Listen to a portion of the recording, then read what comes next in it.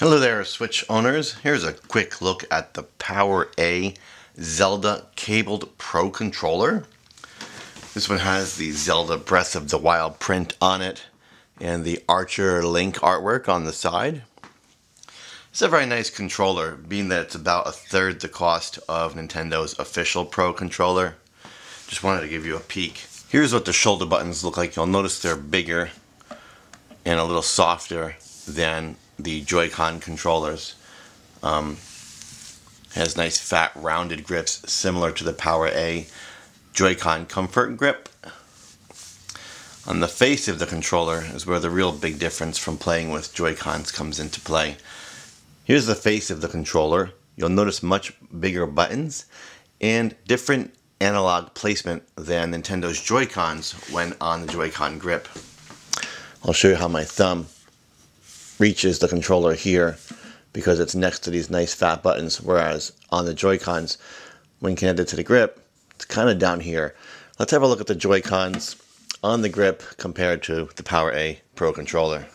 Alright, so here is the Nintendo JoyCons attached to the PowerA Comfort Grip. And here is the PowerA Zelda themed Pro Controller.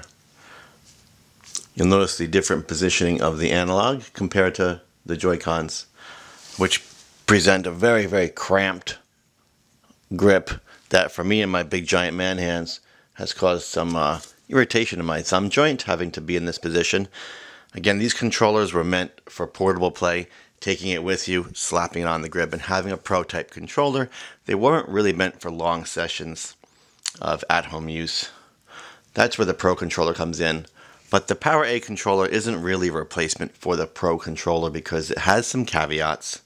There's no HD rumble, there's no motion controls, there's no NFC, and most importantly, it's a wired controller. You attach a micro USB to it and plug it into the USB port of the dock.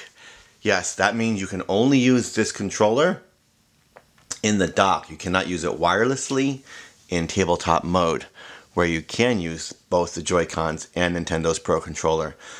So while Nintendo's Pro Controller is still the best choice for your traditional controller with Nintendo Switch, the much lower cost PowerA Pro Controller is not a bad option for a second player, or those of you who just want a break from the smaller JoyCons once in a while. So that's my thoughts on the PowerA Pro Controller. Low cost, high quality controller that is not an exact or perfect replacement for your Nintendo Pro Controller, but not a bad addition to your Switch either. As usual, my Pro Controller is sitting on the best Switch stand on the market, the Moco aluminum Switch stand. Check out links for all these items in my description, and please use my Amazon link to buy stuff. Bye!